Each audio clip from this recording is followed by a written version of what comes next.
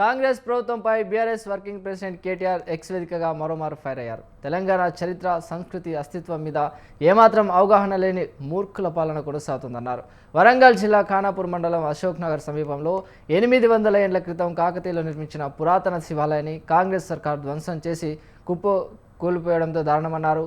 వేల ఇండ్లను కర్కశంగా కూల్చి లక్ష వృక్షాలను నిర్దాక్షిణ్యంగా నరికిన రేవంత్ ప్రభుత్వం ఇప్పుడు చారిత్రక సంపదను కూడా వదలడం లేదన్నారు.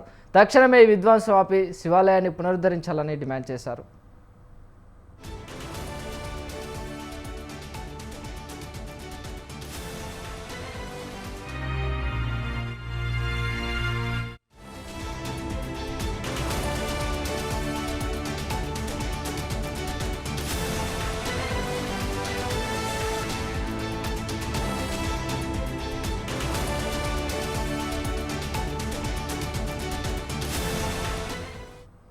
కాంగ్రెస్ ప్రభుత్వంపై BRS working president KTR X వేదికగా మరోమారు ఫైర్ అయ్యారు.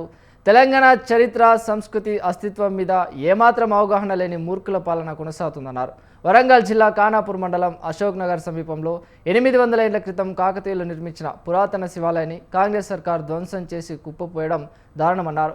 వేల ఇండ్లను కర్కశంగా కూల్చి లక్ష వృక్షాలను నిర్దాక్షిణ్యంగా నరికిన రేవంత్ ప్రభుత్వం ఇప్పుడు చారిత్రక సంపదను కూడా వదలడం లేదన్నారు. తక్షణమే ఈ విధ్వంసం ఆపి శివాలయాన్ని పునరుద్ధరించాలని డిమాండ్ చేశారు.